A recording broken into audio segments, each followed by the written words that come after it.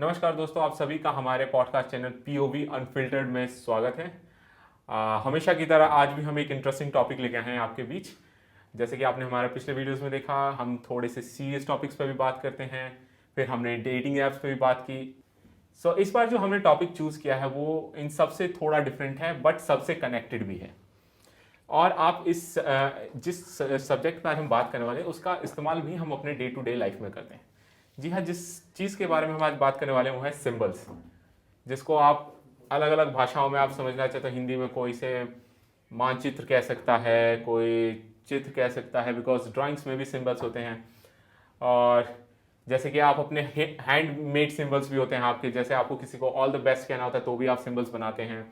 When are you pointing at someone then आप एक symbol बनाते हैं।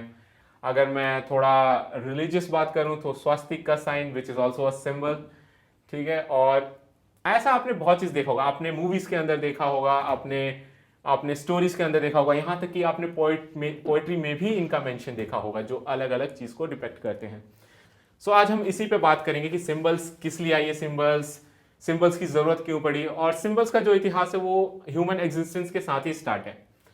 यानी कि आप मान सकते हैं, हम एंशियंट हिस्ट्री से अगर इसकी बात करें तब से आपको इसका एविडेंस मिलेगा कि सिंबल्स का हमने इस्तेमाल किया है। Symbol is a kind of language, जो लैंग्वेज हम आज यूज करते हैं वो भी सिंबल से ड्राइव किया हुआ है। इस बार इस चीज़ पे चर्चा करने के लिए हमेशा की तरह हमारे साथ अंकुश हैं, जो इस टॉपिक पे एक्सपर्ट भी हैं। और जब हम रिसर्च कर रहे थे तो हमने बहुत से सिंबल्स पे इन सब पे बात की थी। फॉर एग्जांपल एक और दे देता हूँ, उसके बाद हम स्टार्ट करते हैं। Just like Trident. ट्राइडेंट को हमारे इंडिया में जैसे कि भगवान शिव का हथियार माना जाता है, कि जो कि आपके 3 वर्ड्स को रिप्रेजेंट करता है, 3 गुण को रिप्रेजेंट करता है। और ऐसे ही अगर इसको हम ग्रीस के उसमें बात करें, ग्रीक मैथोलॉजी में, तो जो ट्राइडेंट है वो पोसाइडन का वेपन है। ही always carries in his hand just like Shiva. And अगर हम उसमें बात करें, इस रोमन कल्चर में और रोमन रिलीजन उसमें, तो ये गॉड नेपच्यून का वेपन है which represent power, authority. And अगर हम इसको क्रिश्चियनिटी में बात करें तो ये सैटन के हाथ में देखा जाता है, लूसीफर। सर, मेरा आपसे जो पहला सवाल जाएगा वो ये होगा कि सिंबल्स की ओरिजिनलिटी कैसे हुई? Why do we need symbols science? So I feel कि सबसे पहले तो आई थिंक आपने काफ़ी बढ़िया तरीके से समराइज कर दिया कि सिंबल कितने तरह से हमारी लाइफ में सोशल, रिलीजियस, कल्चर, पॉलिटिकल, एक बहुत ही बढ़िया सिंबल जो हम अपनी आम जिंदगी में बहुत यूज़ करते हैं और कभी सोचते भी नहीं कि वो एक सिंबल है, वो है मनी। पैसा अपने आप में एक सिंबल है। पैसे की अपने आप में कोई वैल्यू नहीं है। इट्स उसकी जो वैल्यू है वो जिस चीज़ को रिप्रेजेंट करता है उसकी वजह से है ना। सो सिंबल तो बहुत ही इंटरेस्टिंग कॉन्सेप्ट है। ये कहाँ से शुरू हुआ ये कहना मुश्किल होगा। हम इसके कुछ एग्जाम्पल्स बहुत प्राचीन उसमें देखते हैं। अभी भी आप जानवरों की आवाज़ें तो सुनते ही हैं, तो आप जब देखते हैं कि जब एक जानवर का झुंड दूसरे जानवर के झुंड से लड़ने वाला होता है, कुछ करने वाला होता है, तो वो सिंबॉलिक जेस्चर करते हैं। बहुत बार आपने देखा होगा शिकार वगैरह के डॉक्यूमेंट्रीज में या फिल्म्स में कि जब शेर आघात करने वाला होता है तो वो एक ख़ास तरह से पोज बनाता है। तो वो बेसिकली आपको already, if you are a smart person, तो वो आपको ऑलरेडी आप समझ जाओगे आपकी वो आप पे अटैक करने वाला है, क्योंकि उसने वो पोज बना लिया। सबसे पहले तो we should ask a very nice question, what is a symbol? But I will ask a more interesting question, what is a language? Language derived from symbols. Yeah. It's a way of communicating So with basically, others. language is a symbol that more than one person can understand. Yeah. अगर मान लो कई दोस्तों के बीच में एक secret भाषा होती है, या एक अपनी जैसे मान लीजिए मैं आपको किसी पेट नेम से बुलाता हूँ। अब मेरे और आपके बीच में ही वो पेट नेम है, बाहर किसी को नहीं पता है कि निशांत का पेट नेम ये है। मगर अगर मैं वो पेट नेम लूँगा तो आप झट से समझ जाओगे कि मैं आपको बुला रहा हूँ। तो यहाँ पे सिंबल हमारे बीच में लैंग्वेज हो गई है ना। आजकल एक बहुत फेमस कॉन्सेप्ट चला है लव लैंग्वेज का, कि मेरी लव लैंग्वेज ये है, मेरी लव लैंग्वेज ये है। वो क्या है? वो सिंबल्स हैं जो मुझे ये फील करवाते हैं कि मुझे प्यार मिल रहा है ना, या मैं प्यार कर पा रहा हूँ। That is how. सो हम ये मानते हैं कि ये हमारी बॉडी में, हमारे इंस्टिंक्ट में सिम्बलिज्म रहा होगा। और फिर एक ऐसा मौका आया होगा जब हमें कुछ चीज़ें एक दूसरे से कन्वे करनी पड़ी होंगी। जैसे हमें एक एग्जांपल मिलता है बहुत पहले के कबीलों में, अभी भी बहुत से ऐसे इंडिजिनियस पॉपुलेशन है जो ये करते हैं।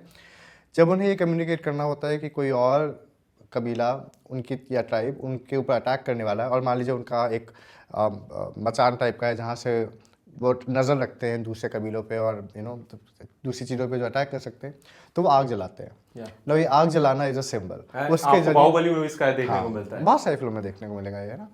And the idea is this कि उस आग को देख के आप समझ जाओगे कि एंट्री आ रहे हैं और एनिमी आ रहे हैं और आप उनसे बच सकते हो, है ना। घंटे बजाना फॉर एग्जांपल, है ना, गॉन्ग्स एंड अभी कल की आई थी जिसमें वो एक बड़ा सा गॉन्ग बजाते हैं, और बहुत से ऐसे फिल्मों में आपने देखा होगा। सो उसके ज़रिए इतने बड़े से घंटे की बड़ी सी आवाज़ से आप गेम ऑफ थ्रोन्स में बोलते हैं, if the bells of the city are being rung then it means that the city has surrender. So हम इस तरह की कुछ सिंबॉलिक चीज़ों से वो करते हैं। तो शुरुआत तो यही हुई होगी कि कुछ बहुत मूलभूत चीज़ें होंगी जिनके लिए हमें सिंबलिज्म की ज़रूरत पड़ी होगी। मगर जैसे जैसे हमारा सोशल बिहेवियर डेवलप हुआ, वैसे वैसे उसने और सोफिस्टिकेटेड होना शुरू किया, और इस तरह से बहुत अलग अलग तरह की लैंग्वेजेस बनी और अलग अलग तरह के वो बने, है ना। और हमने उसे अलग अलग तरह से एक्सप्लोर किया। तो आई थिंक जो इस particular section of this podcast में हम डिस्कस कर सकते हैं वो ये है कि हम सिंबल को कितने अलग अलग रूपों में अपने आसपास देखते हैं, और कितनी चीज़ें हैं जो हम कभी नोटिस ही नहीं करते हैं कि इसका क्या मतलब है ना, और क्या ये एक सिंबल है भी कि नहीं है। And that is kind of an interesting way to look at something. Okay, जैसे आपने जानवरों में बात की तो मैं एक एग्जांपल देना चाहूँगा कि आउल का एक सबसे बड़ा एग्जांपल है। हमारे इंडिया में उसको उल्लू का है ना। अगर आप किसी को बेवकूफ़ कहते हैं तो आप उसे कहते हैं कि उल्लू है ये। बट इन नेटिव अमेरिकन और अमेरिका में या इजिप्ट में भी कहीं कहीं तक उल्लू को एज अ विजडम देखा जाता है, as a symbol of wisdom. वो अपने उसको लैंग्वेज में भी यूज़ करते थे इजिप्शियंस। और अगर हम लकोटा ट्राइब्स की बात करें तो वो मानते थे कि जो आपके जो आउल्स जो होते हैं वो स्पिरिट ऑफ द डेड है, जो मर गए उनकी आत्मा है, मतलब वो आपके ऊपर नजर रख रही है वहां पे। सो उल्लू का भी इतना बड़ा बड़ा मीनिंग है। See you know the interesting thing is कि सिंबल अपने आप में कुछ नहीं होते हैं। सिंबल का हमेशा कोई ना कोई कल्चरल कॉन्टेक्स्ट होता है ना। वो आपके कल्चर की जो भी एंग्जाइटी होगी या जो भी आपके कल्चर का, क्योंकि पहले ज़माने में of course you are always under attack और डेथ की बहुत पॉसिबिलिटी होती है, सब होता था। मैजिक होता था तो मैजिक को भी हाँ, तो सो दिस ऑल एंग्जाइटी है ना, this all coming from there anxiety. So आप क्या चाहते हो कि आप उस एंग्जाइटी का आरोपण करते हो किसी चीज़ में। जब हम इसमें आगे बढ़ेंगे तो मैं इसको और अच्छे से भी एक्सप्लेन करूँगा, क्योंकि हमारे संस्कृत लिटरेचर में इसके बहुत अच्छे एग्जाम्पल हैं। तो आप आरोपण करते हो, और उस आरोपण में क्या होता है कि आप इवेंचुअली उसको एक मीनिंग दे देते हो। जैसे most of the cultures in this world are divided between diurnal and nocturnal, मतलब रात और दिन को का भेद वो मानते हैं। तो क्योंकि उल्लू रात में जागता है, इसलिए कुछ कल्चर में उसके बेवकूफ़ माना जाता है कि रात में कौन जागता है भाई, दिन में वो। और कुछ कल्चर में उसे वाइज माना जाता है कि देखो ये रात में भी काम कर सकता है। नज़रिया है ये, है ना, ये थॉट प्रोसेस, इसका एक कॉन्टेक्स्ट है कि कोई कल्चर उसी चीज़ को स्मार्ट मान सकता है। जैसे अभी आपने त्रिशूल का एग्जाम्पल दिया था, किसी कल्चर में वही चीज़ दैवीय है और किसी चीज़ में वही चीज़ शैतानी मानी जाती है ना। तो कल्चरल कॉन्टेक्स्ट के आधार पे आप सिंबल को निर्धारित कर सकते हैं, और ये समझ सकते हैं कि सिंबल कभी कभी कोई सिंबल आप जब हम आगे डिस्कस करेंगे तो हम देखेंगे कितना पीछे तक जा सकता है वो, है ना, और उसके कितने स्वरूप हैं। जो बड़ी कमाल की चीज़ है कि सिंबल्स सदियां सर्वाइव करते हैं, बहुत बहुत हज़ार साल सिंबल्स ने सर्वाइव किया है, जो कितनी कमाल की बात है अपने आप में। यानी जो प्रिमिटिव मैन जो केव्स में ड्राइंग बनाते थे, it's a kind of symbol. Absolutely, because वो स्टोरी अपने बताते थे कि या किसी को मैसेज देते थे कि क्यों हुआ है। सो जो मेरा नेक्स्ट क्वेश्चन इसमें ही होगा कि जैसे सिंबल्स का काम क्या होता है, to identify, to describe something और टू क्रिएट वैल्यूज। जैसे आपने मॉनेटरी एग्जांपल दिया कि मनी का भी है, जैसे डॉलर का खुद का एक सिंबल है। Bitcoin, what is bitcoin? Bitcoin is also symbol. So अब मैं इसका कल्चरल कॉन्टेक्स्ट समझना चाहूँगा, सिंबल्स का कल्चरल कॉन्टेक्स्ट क्या है। मीन्स जैसे आपने कहा डिफरेंट कल्चर्स में एक ही चीज़ को अलग अलग चीज़ से देखा जाता है। फॉर एग्जाम्पल अगर मैं कहीं कहीं जैसे रेन जो होता है, बारिश होता है, उस पर डिस्पेयर सॉरो में भी दिखाया जाता है। बट अगर हमें हिंदी मूवीज में भी बात करते तो उसको लव रोमांस इन सब के लिए भी दिखाया, तो हाउ इट्स डिफरेंट। मैं उससे भी पीछे आता हूँ। सोचिए कितनी बढ़िया बात है कि बहुत सारे कल्चर्स जिनको हम पैंथीस्टिक कल्चर्स बोलते हैं, तो पेगनिज्म में एक से अधिक गॉड होते हैं और मूर्ति पूजक होते हैं सब, लेकिन पैंथीज्म में आप जो अपने आसपास की चीज़ों की पूजा करते हैं, तो जैसे नदी की पूजा करना, ज़्यादातर पुरानी सिविलाइजेशंस नदियों के आसपास हुई है ना, और उनमें नदी को देवी माना गया। सो नदी, बिकॉज नदी was a symbol of life. सूर्य को देवता माना गया बहुत सारे कल्चर्स में, है ना, होरस है, रा है, बहुत सारे एग्जाम्पल, सॉरी रा इज एग्जाम्पल, या अपोलो है। और इस तरीके से वाटर को माना हमारे इजिप्ट में रा। और इस तरीके से हम हिंदूज में भी देखते हैं, सूर्य देव होते हैं, पवन देव होते हैं, जल वरुण देव होते हैं, एलिमेंटल गॉड्स, है ना। सो क्या रहा होगा कि जब लोगों ने अपने आसपास इस नेचुरल फिनोमिनन को देखा होगा और इसके मैजिक को एक्सपीरियंस किया होगा, सो ये आर्ग्यू करना ही यूजलेस है कि वो भगवान है कि नहीं है। जो ज़्यादा इंटरेस्टिंग है वो ये कि लोगों ने उस मैजिक की दैवीयता को समझा, उसकी डिविनिटी को समझा और उसकी वैल्यू की, और वहाँ से वो सिम्बलिज्म क्रिएट हो गया, है ना, कि सूर्य का मतलब ये है और चंद्र का मतलब ये है और वायु का मतलब ये है और जल का मतलब ये, क्योंकि इन सबका मतलब जीवन है और आपका जीवन इस पे डिपेंड करता है। we all need these kind of हाँ, things. इंद्र देव की पूजा करना, क्योंकि आपकी फसलें नहीं, बारिश चाहिए हमें। बारिश चाहिए आपको, है ना। हाँ, जैसे पानी नदी के किनारे है ना, तो हमें सरवाइव करने के लिए तो देता है। सिम्बलिज्म हमेशा यही कल्चरल कॉन्टेक्स्ट होते हैं कि आपके कल्चर में उसका क्या कॉन्टेक्स्ट है। फॉर एग्जांपल इजिप्ट में हमने देखा है कि पिरामिड्स का बहुत वो होता है। उसकी वजह यह है कि जो रेत होती है वहाँ पे आपकी बॉडी बहुत बहुत वक्त तक रहती है।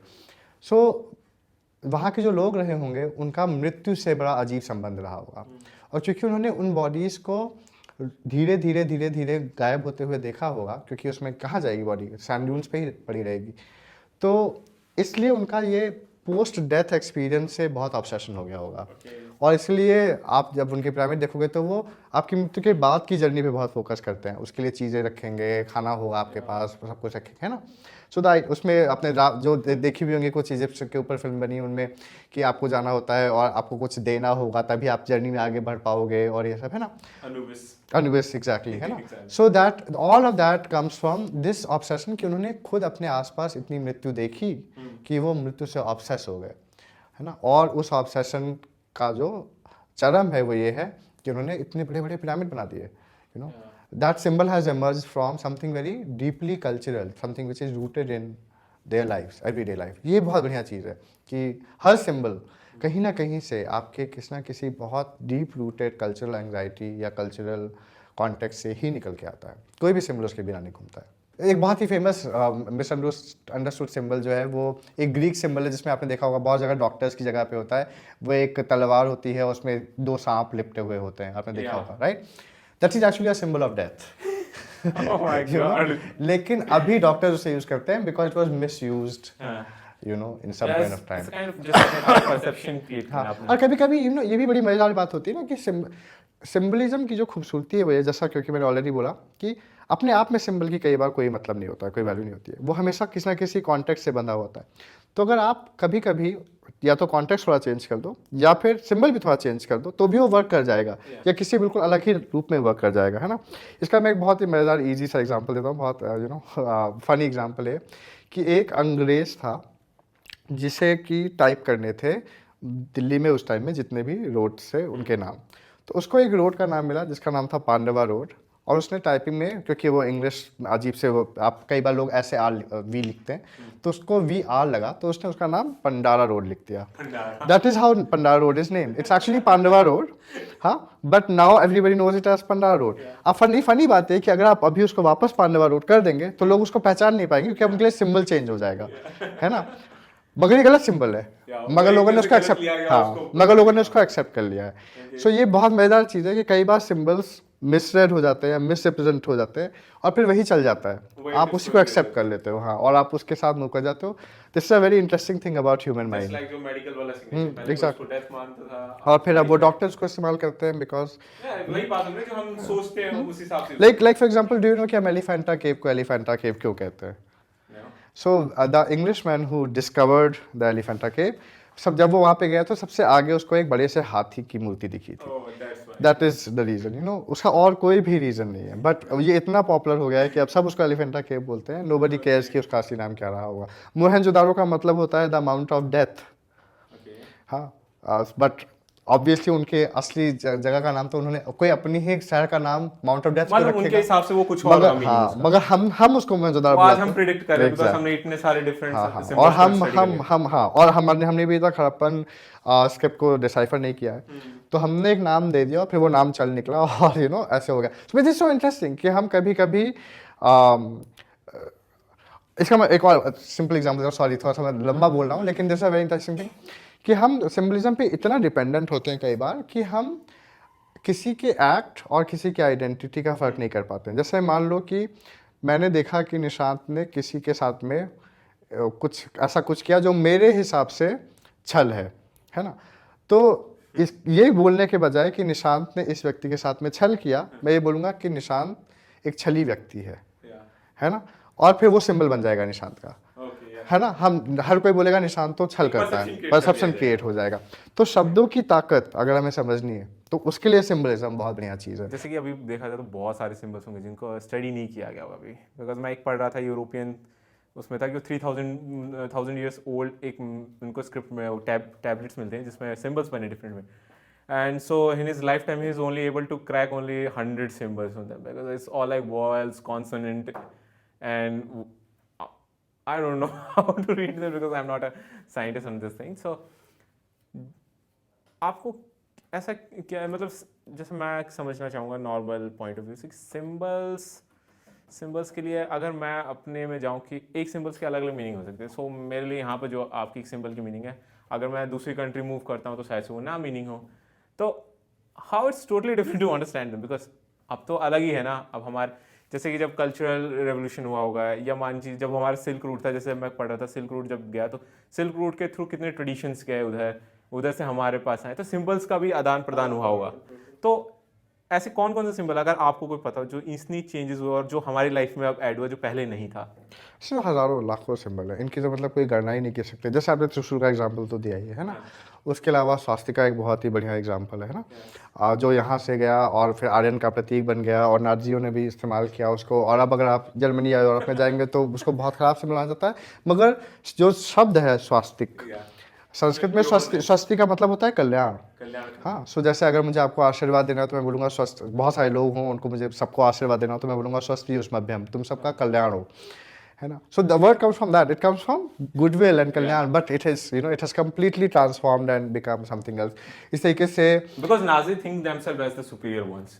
I mean, वो तो खैर, I mean, वो तो but see, the thing is, all cultures think of themselves as superior than other. आप कहीं भी चले जाएंगे तो लोग, हमारे यहाँ भी जब आप घर जाते हैं तो लोग क्या बोलते हैं, जैसे हम इसी पे भी हम बहुत अच्छे उस पे आ सकते हैं, लेकिन हमारे यहाँ लोग बोलते क्या है कि दुनिया भर का खाना एक तरफ, लेकिन अपनी माँ के हाथ का खाना उसका तो कोई जवाब नहीं। हर किसी को अपनी माँ के हाथ का खाना सबसे अच्छा लगता है ना। तो हर किसी को ये लगता है कि मेरा ही घर में बेस्ट होता है, मेरे घर में बेस्ट खाना बनता है, मेरा ही कल्चर बेस्ट है, हमारी, हर कोई अपने प्राइड में चलता है ना। मगर और ये भी एक तरह का सिंबलिज्म है ना। जब आप किसी भी तरह का प्राइड करते हो, जैसे अगर आप ये बोलो कि मैं दिल्लीइट हूँ, तो आप क्या करो, अपने आप को एक ब्रांड से एसोसिएट करो, एक सिंबल से एसोसिएट करो कि एक सिंबल है दिल्लीइट, इससे कुछ कुछ मायने हैं लोगों के मन में, और आप उस सिंबल से एसोसिएट करो। तो आप बोलो कि मैं ऐसा हूँ। अगर आप बोलो मैं बॉम्बे से हूँ तो आप एक पर्टिकुलर, मैं साउथ दिल्ली से हूँ, आप एक पर्टिकुलर चीज़ बोल रहे हो, है ना। वी डोंट अंडरस्टैंड दिस, मगर हम अपनी रोजमर्रा की जिंदगी में सिर्फ सिंबल पे ही चल रहे होते हैं हम, है ना। बिकॉज़ सिंबल से ही लैंग्वेज हमारा एब्सोल्युटली, है ना।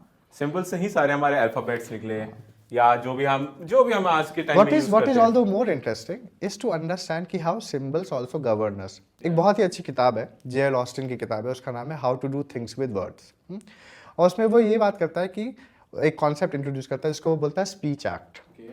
तो वो कहता है कि हमें ऐसा लगता है कि जब हम फिजिकल कुछ काम करें तभी वो एक्ट होता है, लेकिन हम बातों के जरिए भी काम कर सकते हैं। इसका एक बहुत अच्छा एग्जांपल वो देता है कि जब एक क्रिश्चियन वेडिंग होती है तो उसमें by saying I do you transform your whole identity, you become married, है ना। You don't do anything, you know, do you accept me, I do, और जस्ट बाय सेइंग इट, सिर्फ शब्दों की ताकत से, दो शब्द के, हाँ, आप मैरिड हो गए, आपका पूरा जीवन का स्टेटस चेंज हो गया, है ना। कितनी इंटरेस्टिंग चीज़ है ये, है ना। वो ये भी बहुत बढ़िया एक एग्जांपल देता है कि जैसे मान लीजिए मैंने बोला कि ये टेबल है। अब जब मैंने बोला कि ये टेबल है तो मैंने आपको प्रोवोक किया है कि या तो आप कुछ नहीं बोलोगे, जिस केस में आप का रिस्पॉन्स है कि आप मुझसे अग्री करते हो कि हाँ ये टेबल है, या फिर आप मुझे बोलोगे ये टेबल नहीं चेयर है ना। और फिर आप मजबूर हो गए मेरा प्रतिरोध करने के लिए या यू नो मुझसे आर्ग्यू करने के लिए।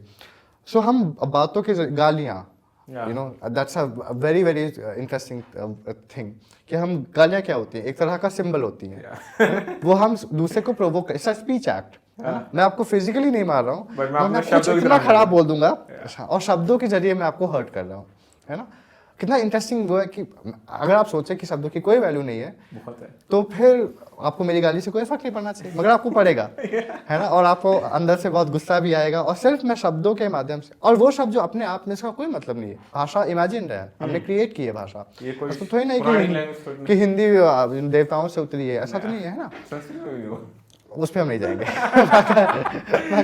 मगर है ना, या इंग्लिश कोई देवताओं की लैंग्वेज है, ऐसा तो नहीं है। मगर अगर हम इंग्लिश में कोई बुरी बात आपको बोलें तो आपको लगेगी, जबकि हम दोनों को पता है कि इमेजिन चीज़ है ये, इसका कोई मतलब नहीं है। ये हमारे द्वारा क्रिएट की हुई लैंग्वेज है। तो this is how in our everyday life symbols are intertwined, है ना। That is the interesting thing. तो ये तो हम समझ गए कि जो सिंबल्स हैं वो हमारी आम जिंदगी में रहे और उसके ज़रिए लैंग्वेजेस का उद्भव हुआ होगा, है ना। मगर एक बार आपके पास लैंग्वेज आ गई तो अब आप क्या करोगे? अब आप उस लैंग्वेज को और डेवलप करोगे, सोफिस्टिकेट करोगे। अब वो लैंग्वेज सिर्फ कम्युनिकेशन तक नहीं रह गई, एक्सप्रेशन पे आ गई, है ना। अब आप मूव कर गए हो। तो इंस्टेड ऑफ सेइंग कि आई विल बी लाइक, बड़ा मेहरबानी आप इधर आ जाइए, and I will become more sophisticated. So symbolism सिर्फ इंफॉर्मेशन से आगे बढ़कर इमोशन तक कैसे आए, that is something that maybe we should discuss in our next part, so literature और आर्ट में। यस। सो जो हमारा जो नेक्स्ट एपिसोड होगा उसमें हम symbolism in art and literature पर बात करेंगे। ये हमने जो हमने किया वो हमने छोटी सी ब्रीफ हिस्ट्री देना चाहते थे सिंबलिज्म के बारे में, ताकि आप लोगों को समझ में आए कि सिंबलिज्म से आप कैसे डील करते हैं डेली लाइफ में। और सिंबलिज्म हमारी लैंग्वेज से कोई अलग नहीं है, सिंबलिज्म ही लैंग्वेज की हमारी जननी है। सो आप हमारा नेक्स्ट पॉडकास्ट ज़रूर देखें ताकि आपको समझ में आए कि आर्ट में किस तरह से रिवोल्यूशन आया, किस तरह से सिंबलिज्म आया और किस तरह से अपने आइडियाज़ को रिप्रेजेंट किया बड़े बड़े आपके आर्किटेक्ट्स ने, आर्टिस्टों ने, और जो भी फिलोसफर कह सकते हैं हम, जो आपको डायरेक्ट नहीं बता सकते थे अपने शब्दों द्वारा, तो उन्होंने पेंटिंग्स में उसको रिप्रेजेंट किया, फिर वो पोइट्री में आई। सो इस पे हम अपने नेक्स्ट पॉडकास्ट पे बात करेंगे। सो आप हमारा नेक्स्ट पॉडकास्ट देखना ना भूलें और हमारे चैनल को लाइक, शेयर एंड सब्सक्राइब करें। Thank you. हम अपने नेक्स्ट पॉडकास्ट में फिर आपसे मिलेंगे।